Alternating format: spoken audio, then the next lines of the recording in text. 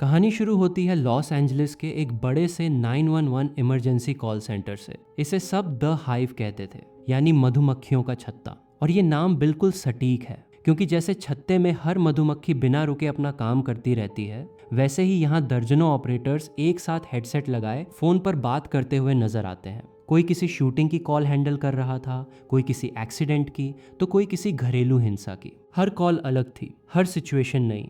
ये जगह पूरे शहर की रीढ़ है। पुलिस, फायर ब्रिगेड, एम्बुलेंस सब यहीं से कनेक्ट होते हैं। अगर द हाइव किसी दिन बंद हो जाए तो पूरा लॉस एंजलिस अंधेरे में चला जाएगा। यानी कि ये सिर्फ एक कॉल सेंटर नहीं, बल्कि पूरे शहर की लाइफलाइन है। और इसी हाइव में काम करती है हमारी main character Jordan Turner. Jordan एक सीजन्ड और एक्सपीरियंस्ड कॉल ऑपरेटर है। कई सालों से वो ये काम कर रही है, लेकिन इस शांत माहौल के बीच एक रात अचानक सब कुछ बदल गया। एक रात जॉर्डन के पास एक कॉल आई। दूसरी तरफ से एक टीनेज लड़की लिया की कांपती हुई आवाज सुनाई दी। वो बेहद डरी हुई थी। उसने बताया कि उसके घर में कोई घुस रहा है, उसके पेरेंट्स बाहर गए हुए हैं और वो घर में बिल्कुल अकेली है। जॉर्डन शांत रहकर उसे गाइड करने लगी। उसने लिया से कहा, ऊपर जाकर किसी कमरे में छुप जाओ और लाइन पर रहो। जॉर्डन ने तुरंत पुलिस डिस्पैच कर दी। लिया ऊपर गई और छिप गई। घुसपैठिया लिया को पूरे घर में ढूंढ रहा था, लेकिन उसे वो कहीं नहीं मिली। घुसपैठिए को लगा कि शायद लिया घर से बाहर भाग गई है, इसलिए वो उसे ढूंढने बाहर जाने लगा।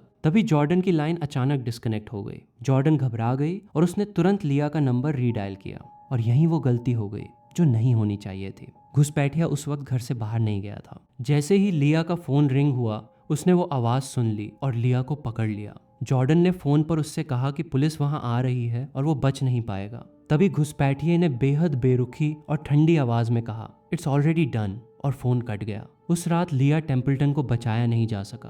वो घुसपैठिया उसे अपने साथ ले गया और कुछ दिनों बाद पुलिस को उसकी बॉडी मिली। और जॉर्डन, वो अंदर से पूरी तरह टूट चुकी थी। उसे लगने लगा कि उस लड़की की मौत उसी की वजह से हुई है। उसने रीडायल किया था, फोन की घंटी बजी थी और उसी घंटी ने लिया की जान ले ली। अब तो जॉर्डन कॉल अटेंड करने से भी डरने लगी थी। इसके बाद जॉर्डन ने हाइव में लाइव कॉल्स लेना बंद कर दिया। ऐसे ही 6 महीने बीत गए।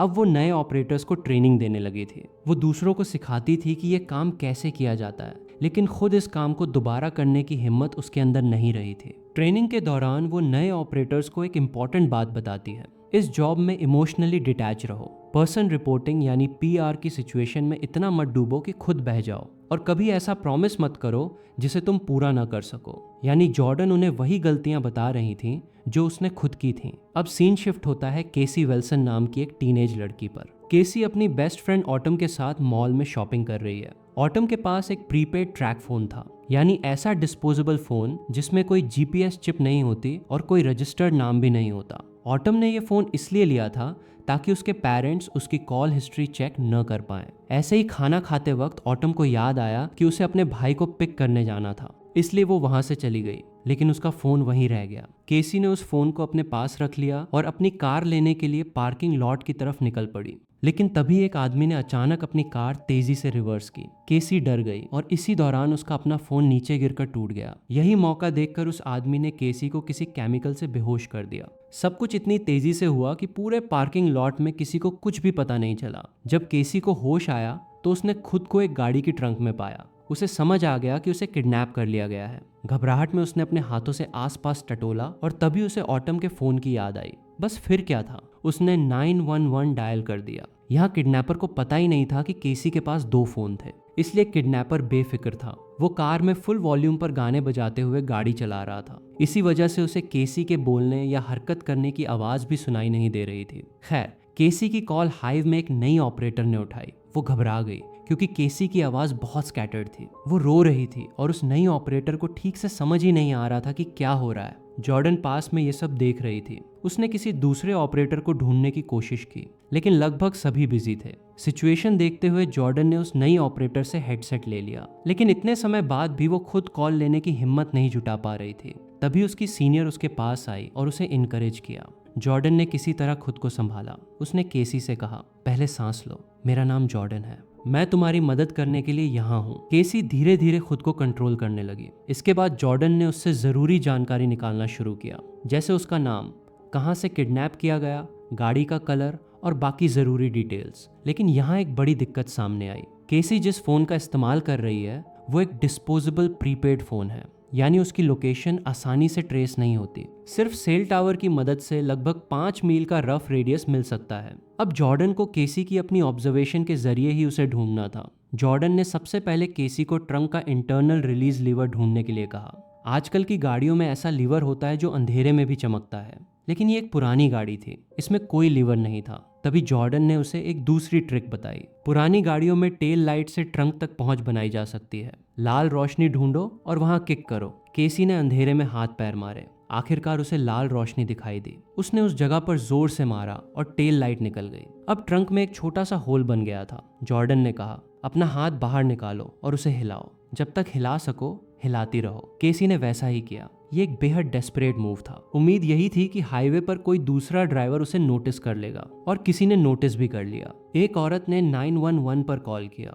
उसने बताया, एक मैरून गाड़ी के ट्रंक में कोई बंद है, शायद कोई बच्चा है। उसने गाड़ी का प्लेट नंबर भी बताया, लेकिन जब प्लेट नंबर चेक किया गया तो पता चला कि वो नंबर एक सफेद फोर्ड एक्सप्लोरर का है। यानी किडनैपर ने प्लेट्स पहले ही स्विच कर रखी थी। वो इस सब के लिए पहले से तैयार था। तभी वो औरत किडनैपर का चेहरा देखने के लिए उसके पास जाने की कोशिश करने लगी। किडनैपर ये भांप गया और तुरंत अपना रास्ता बदल लिया। अब किडनैपर को ढूंढना और मुश्किल हो गया था। ऐसे में जॉर्डन ने केसी से कहा, ट्रंक में जो भी सामान है मुझे सब बताओ। केसी ने सामान गिनाना शुरू किया। ब्लीच, पेंट कैन्स, एक स्क्रू ड्राइवर, और फिर वो रुक गई। कार में एक शवल था। ये देख केसी के दिमाग में सिर्फ एक ही ख्याल आया, दफनाने का। केसी घबरा गई और रोने लगी। जॉर्डन ने तुरंत उसे शांत कराया और अगला प्लान बताया। वो पेंट कैन खोलो, उस टेल लाइट वाले होल से पूरा पेंट बाहर डाल दो। केसी ने वैसा ही किया। सफेद पेंट सड़क पर गिरने लगा। जॉर्डन ने तुरंत पुलिस को अलर्ट किया कि रोड पर व्हाइट पेंट ट्रेल ढूंढो, लेकिन यहाँ एक और गड़बड़ हो गई। एक दूसरे ड्राइवर एलन ने आकर किडनैपर को बता दिया कि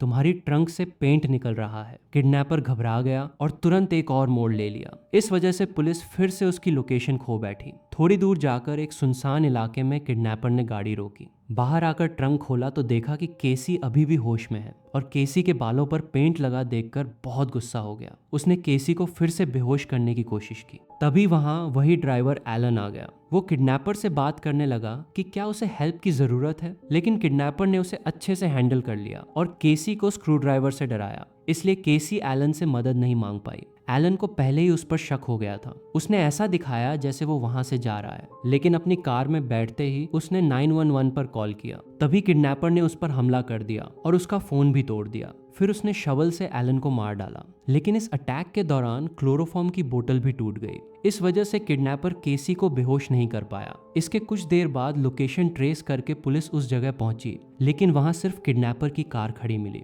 किडनैपर एलन की कार लेकर वहां से जा चुका था। इधर केसी ने जॉर्डन को बताया कि किडनैपर कार स्विच कर चुका है और उसे एक आदमी की डेड बॉडी के साथ ट्रंक में डाल दिया गया है। पर थोड़ी देर बाद एलन को होश आ गया। वो अभी जिंदा था। उसने खुद को ट्रंक में केसी के साथ बंद पाया। उसे समझ नहीं आ रहा था कि क्या हो रहा है। वो घबरा गया और चीखने लगा। केसी ने उसे रोकने की कोशिश की, लेकिन एलन नहीं रुका। किडनैपर ने फिर एक सुनसान जगह पर गाड़ी रोकी, ट्रंक खोला और एलन को बेरहमी से मार डाला। इसके बाद किडनैपर ने केसी को धमकी दी कि अगर उसने कोई चालाकी की तो उसका भी यही हश्र होगा। उसे अभी भी ये पता नहीं चला कि केसी के पास फोन है। दूसरी तरफ पुलिस किडनैपर की कार की तलाशी ले रही थी। उन्हें वहां एक भी फिंगरप्रिंट नहीं मिला, क्योंकि किडनैपर पहले ही सब कुछ साफ कर चुका था। लेकिन तभी एक ऑफिसर को टूटी हुई क्लोरोफॉर्म की बोतल मिली। उस बोतल पर फिंगरप्रिंट थे। वो इसे साफ करना भूल गया था। हाइव में जॉर्डन अभी भी केसी के फोन को ट्रेस नहीं कर पाई थी। केसी पूरी तरह टूट चुकी थी। उसे लग रहा था कि अब उसकी कोई उम्मीद बाकी नहीं रह गई है। डर के मारे उसने जॉर्डन से कहा कि कॉल रिकॉर्ड ऑन कर दे, और अगर उसके साथ कुछ हो गया तो उसके रिश्तेदारों को वही मैसेज सुना दे जैसे वो अपनी कुछ आखिरी बातें रिकॉर्ड करवा रही हो। जॉर्डन ने देखा कि केसी बिल्कुल घबराई हुई है, इसलिए उसने केसी को हिम्मत दी। लेकिन इसी दौरान उसने एक स्मार्ट मूव किया। उसने कहा, केसी, उस बंदे की पॉकेट में वॉलेट होगी, उसका नाम बताओ। केसी ने डरते डरते एलन की पॉकेट से वॉलेट निकाली। नाम था एलन डिनाडो। इस एक नाम से पुलिस को एक सॉलिड लीड मिल गई। अब वो पता लगा सकते थे कि ब्लैक लिंकन टाउन कार किसके नाम पर रजिस्टर्ड है। दूसरी तरफ गाड़ी का पेट्रोल कम हो गया था, इसलिए किडनैपर पेट्रोल भरवाने के लिए एक गैस स्टेशन पर रुका। तभी केसी के दिमाग में एक आइडिया आया। उसने ट्रंक और बैक सीट के बीच जुड़ी जगह पर थोड़ी सी ओपनिंग बना ली। जब एक गैस स्टेशन अटेंडेंट केसी के आसपास से गुजरा तो केसी ने जोर जोर से चीखना शुरू किया। अटेंडेंट ने उसकी आवाज सुन ली। उसने किडनैपर की तरफ चाकू पॉइंट किया और दरवाजा खोलने की कोशिश करने लगा। जॉर्डन हाइव में ये सब सुन रही थी और उम्मीद कर रही थी कि वो केसी को बचा लेगा। तभी किडनैपर ने वो किया जिसके बारे में सोचना भी मुश्किल है। उसने उस गैस अटेंडेंट पर गैसोलीन डाल दिया और फिर उसे आग लगा दी। वो बेचारा वहीं जलता रहा और बेवजह मारा गया। केसी अभी भी चिल्ला रही थी तो किडनैपर ने उसके सिर पर वार करके उसे बेहोश कर दिया। फिर गाड़ी में बैठा और वहां से भाग गया। इधर पुलिस उस बोतल से फिंगरप्रिंट निकालने की कोशिश कर रही थी जो किडनैपर ने एक्सीडेंटली छोड़ा था।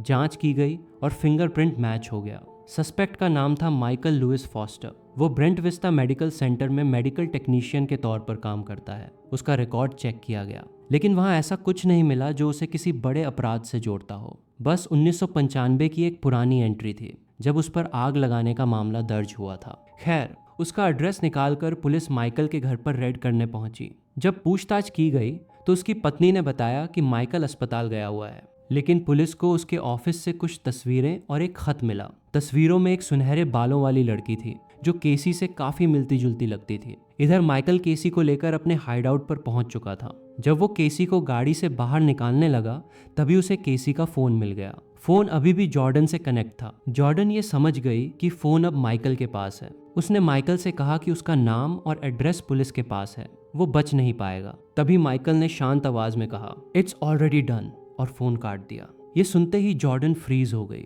ये वही आदमी है जिसने लिया टेम्पल्टन वाली रात फोन पर यही बात कही थी। जॉर्डन ने तुरंत सबको बताया, ये वही आदमी है जिसने लिया को मारा है, मुझे पूरा यकीन है। इधर पुलिस माइकल के घर पर ही थी। उन्हें अभी भी उसकी रियल लोकेशन पता नहीं। घर में उसकी पत्नी को भी कुछ पता नहीं था। इसी बीच पुलिस की इन्वेस्टिगेशन में पता चला कि माइकल अपने बचपन की एक प्रॉपर्टी पर एक कॉटेज रिनोवेट कर रहा था। माइकल की पत्नी ने उसका एड्रेस बताने से इनकार कर दिया, लेकिन पुलिस को तस्वीरों में एक पुराना व्हीकल दिखाई दिया। उसकी प्लेट चेक की गई और उससे एड्रेस मिल गया। पुलिस यूनिट्स तुरंत वहां पहुंची। जगह की तलाशी ली गई लेकिन वहां कुछ नहीं मिला। पूरी जगह खाली थी। अब पुलिस के सामने फिर से एक डेड एंड था। इधर जॉर्डन डेस्परेट थी। उसे ऐसा लगा कि उससे कुछ छूट गया है। उसकी सुपरवाइजर ने उसे शांत करते हुए कहा कि अब घर जाओ और आराम करो, जो बाकी है वो पुलिस संभाल लेगी। कैमरा कट हुआ और अगला सीन सीधे माइकल पर गया। वो एक अनजान जगह पर था। माइकल ने केसी को एक कुर्सी से बांध दिया और उसके बालों को छूते हुए एक पागल सी मुस्कान दी,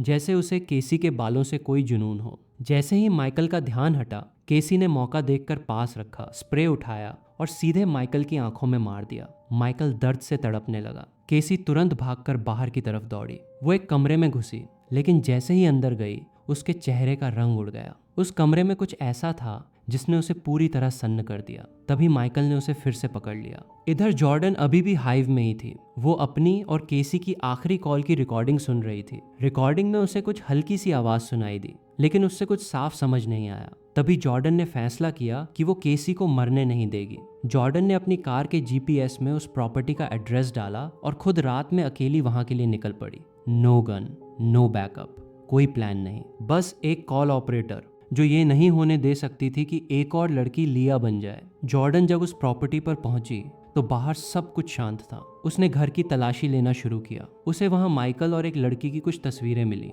और उन तस्वीरों में एक अजीब बदलाव नजर आया। कुछ पुरानी तस्वीरों में उस लड़की के घने गोल्डन ब्लॉन्ड बाल थे, लेकिन बाद की तस्वीरों में उसके बाल नहीं थे। वो बाल झड़ चुके थे। जॉर्डन को वहां कुछ नहीं मिला तो वो वहां से जाने लगी। जब वो बाहर आई तो उसे वही आवाज सुनाई दी जो केसी की आखिरी रिकॉर्डिंग में सुनाई दी थी, एक हल्की सी ठक ठक। जॉर्डन ने आसपास की तलाशी ली तो उसे केसी का क्रैश हुआ फोन मिला। फिर उसे जमीन में एक हैच दिखाई दिया, एक छुपा हुआ ट्रैप डोर। जॉर्डन ने उसे खोला। उसने पुलिस को फोन करने की कोशिश की, लेकिन वहां कोई सिग्नल नहीं था। इसलिए वो अकेले ही बिना किसी बैकअप के नीचे उतर गई। आगे उसे माइकल दिखाई दिया। जॉर्डन तुरंत एक कमरे में छिप गई। कुछ ही देर बाद माइकल भी उसी कमरे में आ गया। उसे पता नहीं था कि जॉर्डन वहां छिपी हुई है। माइकल ने लाइट जलाई और तब पता चला कि केसी उस कमरे को देखकर आखिर फ्रीज क्यों हो गई थी। वहां माइकल की पूरी कलेक्शन रखी हुई थी। यहीं से माइकल फॉस्टर की डार्क और बेहद डिस्टर्बिंग कहानी सामने आती है। माइकल की अपनी छोटी बहन मिलिंडा को ल्यूकेमिया था, यानी ब्लड कैंसर। कीमोथेरेपी के कारण उसके सारे बाल झड़ गए थे और फिर मिलिंडा की मौत हो गई। माइकल इस लॉस को कभी एक्सेप्ट नहीं कर पाया। उसे मिलिंडा से एक बेहद गहरा और जुनूनी लगाव था। वो उसकी यादों को सिर्फ अपने अंदर जिंदा नहीं रखना चाहता था, बल्कि उसे किसी तरह फिर से अपने सामने देखना चाहता था। और इसी जुनून ने उसके दिमाग को पूरी तरह विकृत कर दिया। वो ऐसी टीनेज लड़कियों को ढूंढता जिनका लुक मिलिंदा से मिलता जुलता हो, खासकर जिनके लंबे गोल्डन ब्लॉन्ड बाल हों। फिर वो उन्हें किडनैप करता और उनके सिर से बालों की स्कैल्प निकाल लेता। उसके अंडरग्राउंड बंकर में एक मैनिकिन हेड था जिसे वो अलग अलग स्कैल्प से सजाता, जैसे वो मिलिंडा को दोबारा रिक्रिएट करने की कोशिश कर रहा हो। वो उस मैनिकिन से बातें करता और उसे ऐसे ट्रीट करता जैसे मिलिंडा अभी भी उसके सामने मौजूद हो। शेल्व्स पर कई स्कैल्प्स रखे हुए थे, जैसे कोई ट्रॉफीज का कलेक्शन रखता हो। लेकिन यहाँ ये कलेक्शन किसी जीत की निशानी नहीं, बल्कि माइकल के पागलपन की निशानी थी। अलग अलग बाल लगाकर माइकल देखता था कि कौन से बाल बिल्कुल मिलिंडा जैसे लगते हैं। जॉर्डन ये सब चुपके से देख रही थी। वो अंदर से पूरी तरह हिल चुकी थी। इसके बाद माइकल वापस केसी के पास गया। वो केसी के बाल स्कैल्प करने की शुरुआत करने वाला था। तभी पीछे से जॉर्डन ने उस पर हमला कर दिया और उसे बेहोश कर दिया। जॉर्डन ने जल्दी से केसी को छुड़ाया, लेकिन तभी माइकल को होश आ गया। उसने जॉर्डन पर हमला कर दिया। जॉर्डन उससे लड़ नहीं पाई। माइकल ने उसे पकड़ा और बेसिन में डुबोने लगा। जॉर्डन की सांस लगभग खत्म होने वाली थी। तभी केसी ने कैंची उठाकर माइकल के चेहरे पर वार किया, लेकिन ये वार उतना गहरा नहीं था। ये देख जॉर्डन और केसी दोनों अपनी जान बचाने के लिए पूरी ताकत से बाहर की तरफ भागी। माइकल ने उनका पीछा किया और जॉर्डन का पैर पकड़ लिया, लेकिन जॉर्डन ने किसी तरह खुद को छुड़ाया और ऊपर आ गई। माइकल उसका पीछा करते हुए ऊपर पहुंच गया। तभी केसी ने उसकी पीठ में कैंची घुसा दी। इससे माइकल कमजोर पड़ गया। इसी का फायदा उठाकर जॉर्डन और केसी दोनों ने उसे नीचे धकेल दिया, जिससे माइकल नीचे गिरकर बेहोश हो गया। जब माइकल की आंख खुली तो वो बंधा हुआ था। जॉर्डन और केसी उसके सामने खड़ी थी। माइकल ने पूछा, पुलिस कब आएगी? केसी ने जवाब दिया, पुलिस? मैं वुड्स में बेहोश थी। जॉर्डन ने मुझे ढूंढा, तुम तो बस गायब हो गए। यानी दोनों ने तय कर लिया कि पुलिस को नहीं बुलाया जाएगा। केसी कहेगी कि वो किसी तरह बेहोशी से उठी और वुड्स में पहुंच गई, जहां जॉर्डन ने उसे ढूंढ लिया। और माइकल?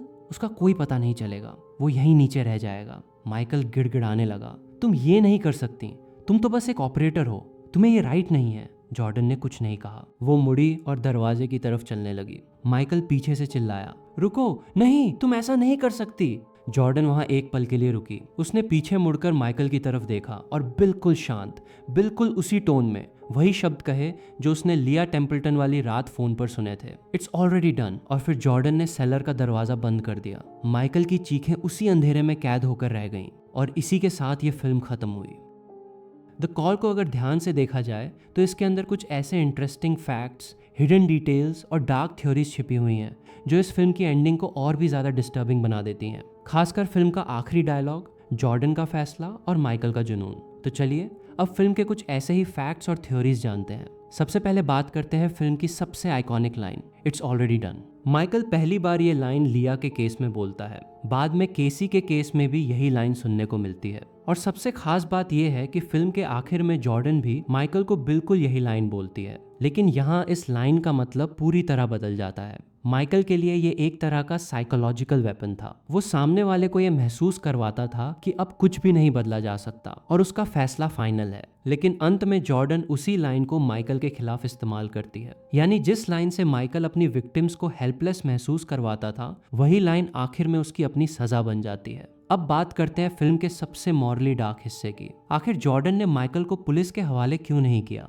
फिल्म के अंत में जॉर्डन और केसी उसे जिंदा सेलर में बंद करके वहां से चली जाती हैं। उन्होंने पुलिस को भी नहीं बुलाया। यहाँ फिल्म जानबूझकर एक बहुत बड़ा सवाल छोड़ देती है, क्या जॉर्डन ने इंसाफ किया या फिर उसने खुद कानून अपने हाथ में ले लिया? शुरुआत में जॉर्डन नए ऑपरेटर्स को सिखाती है कि उन्हें कॉलर की सिचुएशन में इतना इमोशनली इन्वॉल्व नहीं होना चाहिए कि खुद उस सिचुएशन का हिस्सा बन जाएं। लेकिन आखिर में वही जॉर्डन इतनी ज्यादा इमोशनली इन्वॉल्व हो जाती है कि खुद माइकल के हाइड आउट तक पहुंच जाती है और उसका फैसला खुद करती है। यानी जॉर्डन ने वही बाउंड्री क्रॉस कर दी जिसे वो दूसरों को क्रॉस न करने की सलाह देती थी। और यही हमें जॉर्डन के सबसे बड़े कैरेक्टर ट्रांसफॉर्मेशन तक लेकर जाता है। लिया की मौत के बाद जॉर्डन खुद को उस घटना के लिए जिम्मेदार मानती है और लाइव कॉल्स लेना तक छोड़ देती है। लेकिन केसी की कॉल उसके लिए एक दूसरी चांस बन जाती है। इस बार जॉर्डन सिर्फ फोन पर बैठकर मदद नहीं करती, बल्कि आखिरी समय तक केसी को बचाने की कोशिश करती है और अंत में वो खुद माइकल के हाइडआउट तक पहुंच जाती है। इसलिए एक तरह से केसी को बचाना सिर्फ केसी को बचाना नहीं था। जॉर्डन शायद खुद को भी अपने पुराने गिल्ट से बचा रही थी। लिया को वो नहीं बचा पाई थी, लेकिन केसी को बचाकर उसने उस पुराने ट्रॉमा का सामना किया। एक और दिलचस्प बात यह है कि जॉर्डन और माइकल को फिल्म में एक दूसरे के बिल्कुल ऑपोजिट के रूप में देखा जा सकता है। जॉर्डन का काम लोगों की आवाज सुनकर उनकी जान बचाना है, जबकि माइकल लोगों की पहचान और जिंदगी छीनकर उन्हें अपने ऑब्सेशन का हिस्सा बनाता है। जॉर्डन लोगों को उनकी जिंदगी वापस देने की कोशिश करती है, जबकि माइकल लोगों की पहचान मिटाकर उन्हें मेलिंडा की जगह इस्तेमाल करता है। इसलिए दोनों की आखिरी भिड़ंत सिर्फ एक किडनैपर और ऑपरेटर की लड़ाई नहीं है, ये दोनों कैरेक्टर्स की पूरी सोच का क्लैश भी है। अब द हाइव की बात करते हैं। फिल्म में 911 कॉल सेंटर को द हाइव कहा जाता है क्योंकि वहां दर्जनों ऑपरेटर्स एक साथ लगातार काम करते रहते हैं। लेकिन इसका एक सिंबॉलिक मतलब भी निकाला जा सकता है। जॉर्डन इस विशाल सिस्टम का सिर्फ एक छोटा सा हिस्सा है। हर दिन उसके पास हजारों कॉल्स में से सिर्फ कुछ कॉल्स आती हैं, लेकिन लिया के केस ने उसे ये एहसास करा दिया कि एक छोटी सी फोन कॉल भी किसी इंसान की पूरी जिंदगी बदल सकती है। इस फिल्म में सबसे बड़ा वेपन कोई गन नहीं है, कई बार सिर्फ एक फोन कॉल ही जिंदगी और मौत के बीच का फर्क बन जाती है। और अब सबसे बड़ी थ्योरी, क्या जॉर्डन आखिर में थोड़ी बहुत माइकल जैसी बन गई थी? ये सुनने में अजीब लगता है, लेकिन फिल्म का अंत इसी सवाल को जन्म देता है। माइकल अपने अपराधों को अपने दिमाग में किसी न किसी तरह जस्टिफाइड मानता था। उसे लगता था कि वो अपनी बहन मिलिंडा को वापस पाने की कोशिश कर रहा है। दूसरी तरफ जॉर्डन भी आखिर में कानून को साइड में रखकर खुद फैसला करती है। फर्क ये है कि माइकल निर्दोष लड़कियों को किडनैप और टॉर्चर करता था, जबकि जॉर्डन एक खतरनाक सीरियल किलर को सजा देती है। लेकिन फिर भी फिल्म एक अनकंफर्टेबल सवाल छोड़ देती है। अगर जॉर्डन ने कानून को बाईपास करके खुद फैसला किया, तो क्या वो भी उस डार्कनेस की तरफ एक कदम बढ़ा चुकी थी जिससे वो पूरी फिल्म लड़ रही थी? और इसी वजह से फिल्म का आखिरी इट्स ऑलरेडी डन सिर्फ माइकल से लिया गया बदला नहीं लगता, ये जॉर्डन के पूरे कैरेक्टर का पे ऑफ बन जाता है। शुरुआत में यही लाइन सुनकर जॉर्डन टूट गई थी, लेकिन अंत में वही लाइन बोलकर जॉर्डन खुद फैसला सुनाती है। शुरुआत में जॉर्डन माइकल की एक कॉल की वजह से अपने आप को दोष देती थी, और अंत में वो उसी आदमी की जिंदगी का फैसला खुद कर देती है। यानी द कॉल की असली कहानी सिर्फ केसी को बचाने की नहीं, बल्कि जॉर्डन के गिल्ट, ट्रॉमा और रिवेंज के पूरे सफर की कहानी भी है। तो दोस्तों, ये थी द कॉल की पूरी कहानी। अगर आपको ये वीडियो पसंद आया हो तो इसे लाइक ज़रूर करें, चैनल को सब्सक्राइब करें और बेल आइकॉन दबाना बिल्कुल मत भूलिए। मिलते हैं अगली कहानी के साथ।